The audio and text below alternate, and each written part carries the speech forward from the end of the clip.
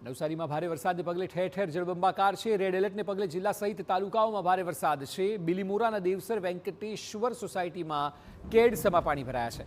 સોસાયટીના રહીશોના વાહનો પણ પાણીમાં ડૂબ્યા છે। વોટર લોગિંગના કારણે પૂરની પરિસ્થિતિનું નિર્માણ થયું છે। અનેક જગ્યાએ પાણી ભરાતા વાહનો સહિતના માલ સામાનને નુકસાન પહોંચ્યું છે। દેવસર વેંકટેશ્વર સોસાયટીના દ્રશ્યો જુઓ કે જ્યાં કેડ સુધી પાણી ભરાયા છે અને વાહનો પણ આપ જુઓ એક્ટિવા જે ટુ વ્હીલર જે પાર્ક છે તે પણ સંપૂર્ણ પાણીમાં ગરકાવ છે। એટલે આ દ્રશ્યો પરથી અંદાજ લગાવી શકાય કે આસપાસ જે પ્રભાવિત વિસ્તારો છે તેમની સ્થિતિ શું હશે। એક વ્યક્તિ પોતાના વ્હીકલને ખસેડવાનો પ્રયત્ન કરે છે, અન્ય બે લોકો પણ તેની સાથે આવે છે અને તમામના કેડસમાં પાણી આપ જોઈ શકો છો।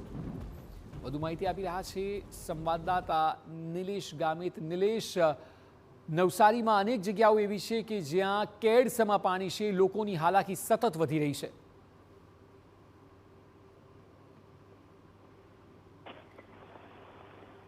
જી નિલેશ। જી સમગ્ર જે કંઈક વરસાદી માહોલની વાત કરીએ તો સમગ્ર દક્ષિણ ગુજરાતમાં એટલે કે દક્ષિણ ગુજરાતના 5 જિલ્લામાં નવસારી, સુરત, તાપી અને ડાંગ જિલ્લામાં વરસાદ વરસી રહ્યો છે। છેલ્લા આજે ત્રીજો દિવસ છે। ત્રીજા દિવસથી ધમાકેદાર બેટિંગની શરૂઆત થઈ છે। તમામ જિલ્લાઓમાં વરસાદને પગલે જળબંબાકારની સ્થિતિ નિર્માણ થઈ છે અને ખાસ કરીને જે કહી શકાય કે પૂર્ણા, અંબિકા, કાવેરી, ખરેરા, ઔરંગા અને મીંઢોળા નદીઓમાં ઘોડાપુર આવે તેવી શક્યતાઓ જોવાઈ રહી છે। ખાસ કરીને નવસારી જિલ્લામાં જે રીતે કાવેરી નદીએ જળસપાટી ભયજનક સપાટી 19 ફૂટ ત્યાં પહોંચ્યા, જેને લઈને બિલીમોરા શહેરના કેટલાક વિસ્તારોમાં પાણી ભરાયા છે। 50થી વધુ લોકોને સ્થળાંતરિત કરવામાં આવ્યા છે અને જે કહી શકાય કે અલગ અલગ વિસ્તારોમાં ઊંડા જેવા વિસ્તારોમાં ઘરોમાં પાણી ભરવાની શરૂઆત થઈ ચૂકી છે। એટલે બિલીમોરા શહેરને કાવેરી નદીએ ઝપેટમાં લીધું છે અને પૂરના પાણી પ્રવેશવાની શરૂઆત થઈ છે।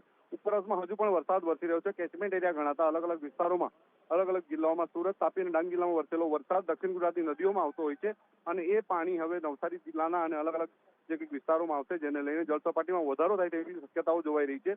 નવસારી શહેર નજીકથી વહેતી પૂર્ણા નદીની સપાટી 16 ફૂટ નજીક પહોંચી ચૂકી છે અને એની સપાટી 23 ફૂટ એટલે કે ભયજનક સપાટી સુધી પહોંચે તેવી શક્યતાઓ જોવાઈ રહી છે। સમગ્ર જે કંઈ વરસાદી માહોલને પગલે નવસારી જિલ્લાનું તંત્ર એલર્ટ થઈ ગયું છે અને એલર્ટ થવાની સાથે જિલ્લામાં કોઈ અનિચ્છનીય ઘટના ઘટે તેને પહોંચી વળવા માટેની તૈયારીઓ પણ તંત્ર દ્વારા કરી દેવામાં આવી છે। નવસારી જિલ્લામાં હજુ પણ વરસાદ વરસી રહ્યો છે। શાળા કોલેજોમાં રજા જાહેર કરવામાં આવી છે। રેડ એલર્ટના પગલે તંત્ર દ્વારા સાવધાનીના પગલાં લેવામાં આવી રહ્યા છે। અક્ષય। નિલેશ, આભાર સમગ્ર માહિતી બદલ।